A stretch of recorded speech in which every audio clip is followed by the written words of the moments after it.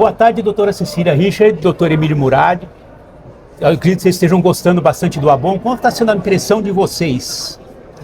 Bom, eu acho que assim, eu tenho certeza, é um congresso eminentemente ortopédico, onde a gente, eu digo que navega pelo osteometabolismo desde lá o início da prevenção, diagnóstico e tratamento, doenças associadas. Então, a gente aborda o público que está começando a aprender, que se interessa por osteometabolismo, e também no aprofundamento do que a gente tem de atualização.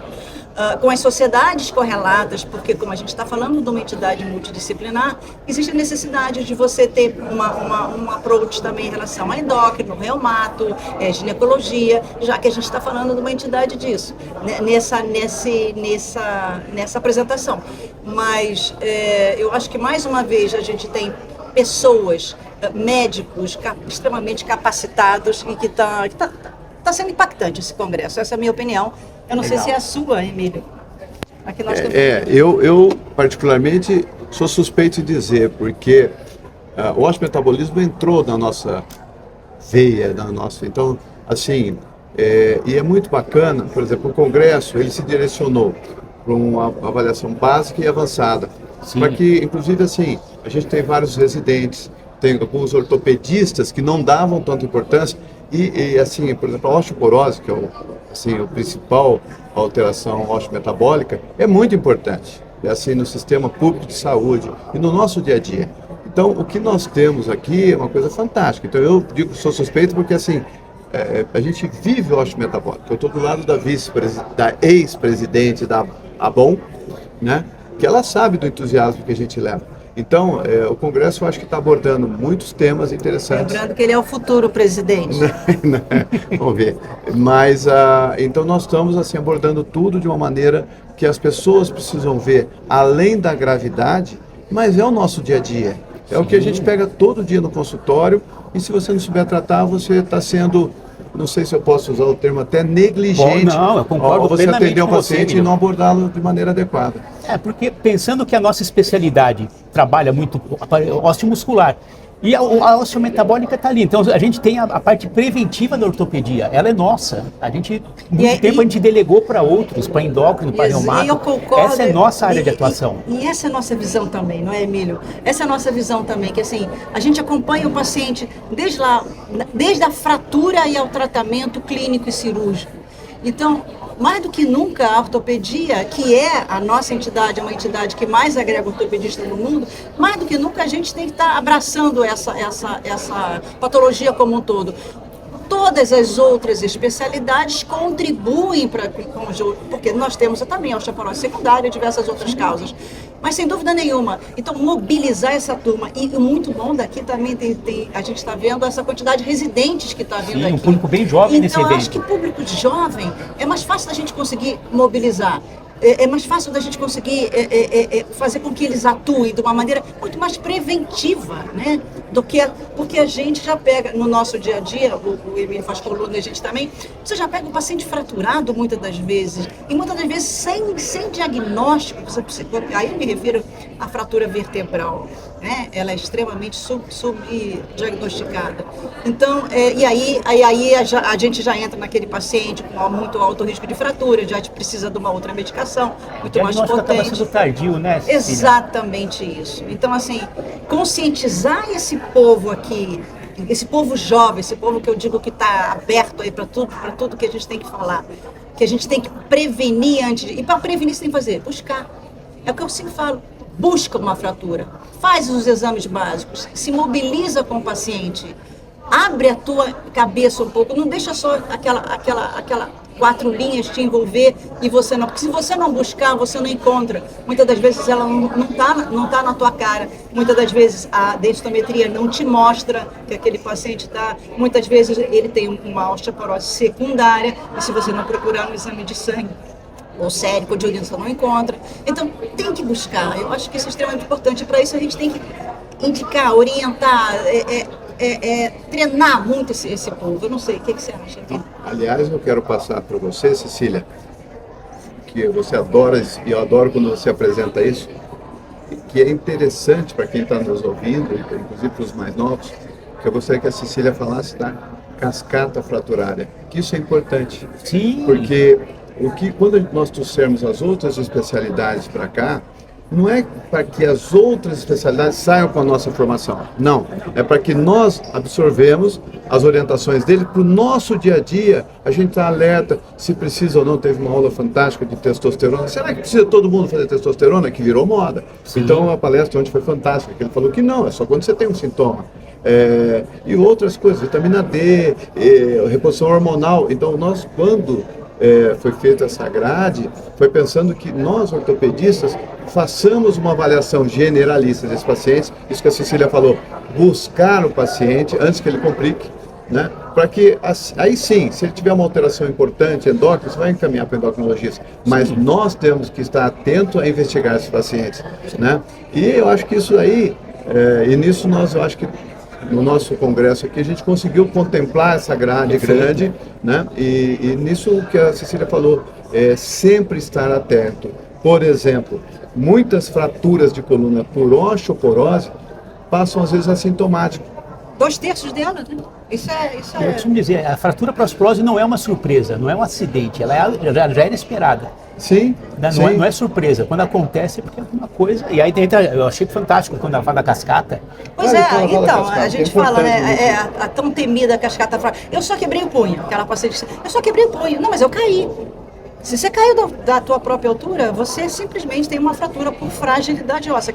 Não é cair de escada, é cair quedinha boba, né? Exatamente isso. E aí, quando você começa a ter essa fratura, aumenta muito a chance da fratura de coluna e aumenta a chance de fratura de quadril e da morbimortalidade. Então, assim, você entra quando eu vejo aquilo, e é fato. E quando você identifica ou diagnostica uma fratura dorsal, morfométrica, prevalente, para um paciente com dor, pode procurar. Meu Deus, é muito triste falar isso, mas pode procurar. Eu faço a ressonância da lombar. E muitas das vezes, tem lá fraturas antigas, sem edema na ressonância, que o paciente era tratado como espondilartrose, hérnia de disco, ou simplesmente alguma coisa semelhante. E esse paciente, então, ele muda completamente a estratificação de risco dele, passa a ser muito alto risco e precisa de medicação, conforme as diretrizes atuais, de medicação anabólica de primeira linha. Né? E é um paciente que, assim, de uma fratura leva a outra fratura e progressivamente até aumentar a morbimortalidade. Um paciente idoso, qual é a nossa obrigação? Evitar a primeira, como o nosso tão amado, né, o Bernardo Stolnig falava. Vamos evitar a primeira. Se a gente não conseguir evitar a primeira, vamos evitar a segunda, porque ele vai quebrar, ela vai quebrar. Né? Quebrou uma vez. E é o trauma mínimo, Virar, a gente tem quantos pacientes que viram, vão pegar alguma coisa no chão, vão ao banheiro, se levantam, mas é uma dor lombar, uma fratura, procura, rastreia, faz exame. O paciente, ele não cai e quebra, ele quebra e cai. Ele quebra e cai. Faz exame, rastreia, investigue, valorize. É isso que é, não olhar o paciente só porque é idoso. A gente está falando que a osteoporose acomete mais pacientes idosos, mas também pacientes jovens. Mas a grande maior parte é idoso, então não, é a dor do idoso. Busca, é a tua impressão, Emílio? Sim, e o que a Cecília falou, quando eu falo da cascata fraturária, tem uma frase que ficou muito marcado para mim, que é o seguinte, eles falam assim, nós nascemos pelo colo do útero. Esse é ótimo. E nós falecemos pela fratura do colo do fémur. E isso é impactante, porque o que a Cecília falou, assim, nós temos que estar formados, porque nós não podemos ser muito simplistas frente a uma osteoporose, que é essa a ideia que a gente quer passar aqui. Né? Quando eu falei, por exemplo, de exames laboratoriais, nós sabemos que as mulheres... Você ia perguntar para você mesmo. Isso, é que as mulheres, por exemplo, que a gente classifica a osteoporose pós-menopausa, mas nós temos que em torno de 20% da pós-menopausa ela pode ter uma doença secundária. E você tem que investigar. Você não pode ser, superficial nessa investigação. Isso é muito importante. Né? Nós fizemos um trabalho na faculdade, durante uma época, isso que a Cecília falou, que eu sempre bati. Quebrou, fez uma fratura de punho, fala osteossíntese, né? Negligencia. Você que é cirurgião de mão, né? Você põe lá, põe a plaquinha, trata a fratura, não trata a doença. Isso, e o paciente está movendo, você dá alta. Então nós fizemos um trabalho na faculdade que todo paciente de 2020, infelizmente nós tivemos assim, o problema da pandemia que atrapalhou um pouco, mas todo paciente com fratura de insuficiência, ele saía do hospital com tratamento para a osteoporose, para que isso que o Bernardo sempre falava, assim, se você não pode evitar a primeira fratura, você tem a obrigação de evitar a segunda Quanto fratura. isso impacta na redução de custo do sistema de saúde, porque a segunda fratura vai custar também. Sim, perfeito. Mas você deu 2 aulas muito boas, e aí eu vou puxar 2 perguntas para você na sequência. Você falou, por exemplo, esse congresso é nosso, então o osso é nosso, mas o músculo também, a gente trata doenças osteomusculares. Sim. E eu vi que agora começaram a falar cada vez mais a sarcopenia. Tá? Isso eu acho que é muito interessante a gente destacar isso aqui. Então eu queria que você me falasse um pouco, né, do que vocês têm observado e da questão da parte de exame. Você falou da densitometria óssea. E muitas vezes chega para mim, por exemplo, um paciente que passou, por exemplo, o ginecologista pede aquele monte de exames para a mulher e tem lá osteopenia. Fala, não, osteopenia não precisa tratar ainda. Mas, assim, quem trata o osso é a gente. Eu acho, acredito, né, tenho veemente convicção que a gente tem que tratar a osteopenia. Sim, né? Exatamente. E Lembra, a incidência maior de fratura acontece na osteopenia, não na osteoporose. Não, exatamente. Tanto que mudou, assim, até as diretrizes, uma paciente com osteopenia e fratura, ela já mudou a estratificação de risco dela. Sim. Né? Então, quer dizer, ela já não passou a ser a paciente de baixo risco. Né? Então, isso é muito importante. E a sarcopenia, o que é importante, né, que a gente sempre fala, que inclusive nós temos o termo osteosarcopenia. Sim. Porque o músculo... É uma síndrome agora. Isso, que o músculo ajuda na formação óssea, na reestruturação óssea, né? E a perda de massa muscular, que é uma coisa, assim, deletérica ao longo da vida, nós temos que estimular, né? E porque vira um ciclo vicioso. Ele tem uma atrofia muscular, tem uma sarcopenia, anda menos, tem um efeito pisoelétrico, ele tem uma maior reabsorção do que maior formação. Então, hoje nós temos, né, Cecília, a osteosarcopenia. Então, nós temos que abranger esse paciente. Eu digo assim para os nossos pacientes, o osso fala com o músculo fala com o osso. Eles interagem de forma biomecânica e bioquímica.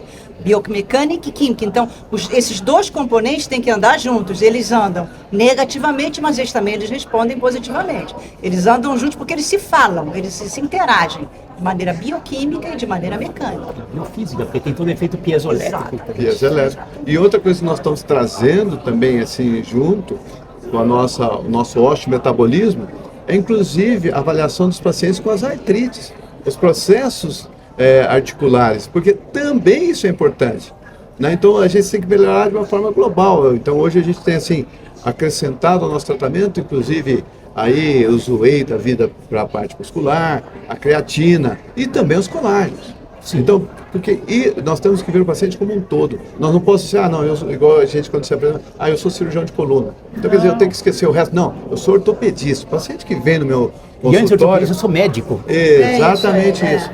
Às vezes, o residente hoje, que eu tenho um residente aqui, ele até falou, nossa, doutor, como o senhor entende de clínica? Eu falei, não, nós todos deveríamos entender de clínica. Nós tivemos uma palestra com um colega, que ele falou assim, eu me lembro quando eu era estudante, ele deu uma palestra hoje, doutor Lucas, ele falou assim, eu me lembro quando estudante que chegou um paciente com uma dor no ombro, então o doutor Emílio examinou, falou, pode pedir um eletro que é infarto.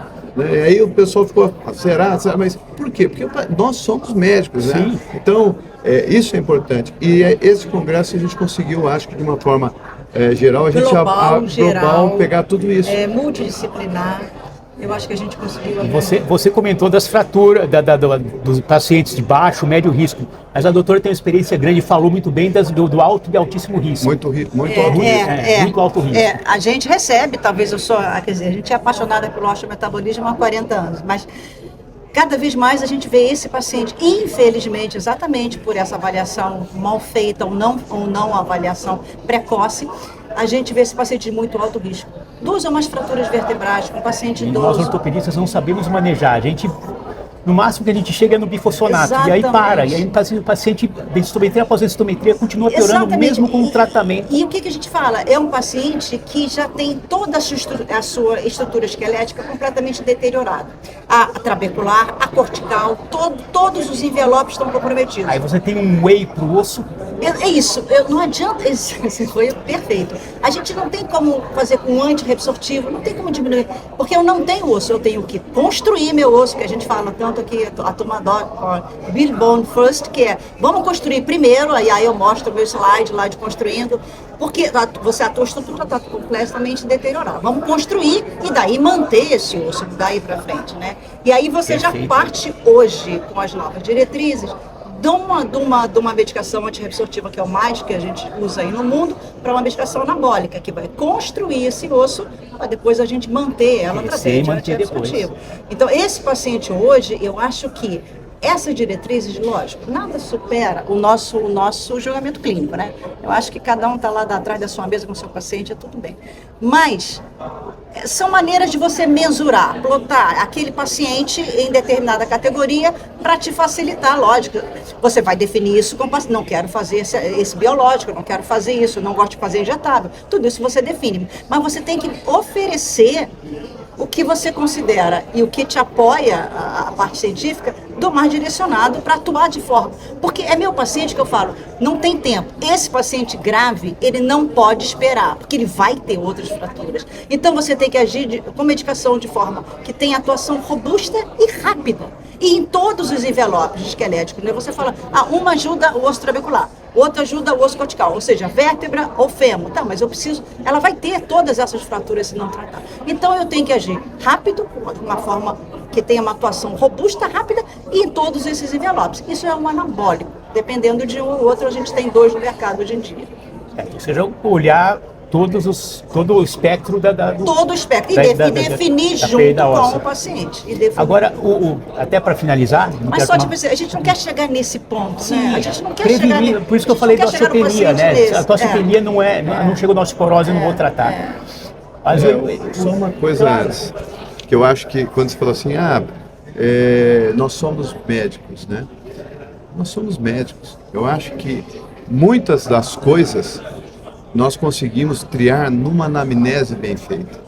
Então, quer dizer, hoje a gente tem visto, eu acho interessantíssimo, inteligência artificial. Mas se eu não alimentar e não questionar e não perguntar para a inteligência artificial o mínimo que eu tenho na anamnese desse paciente... A nossa intuição é fundamental. Fundamental. Perfeita analogia sua. Perfeita, porque exatamente ela te responde ao que você coloca. Você tem que alimentar ela. Então você tem que alimentar ela. E a anamnese, você tem que ser bem feita.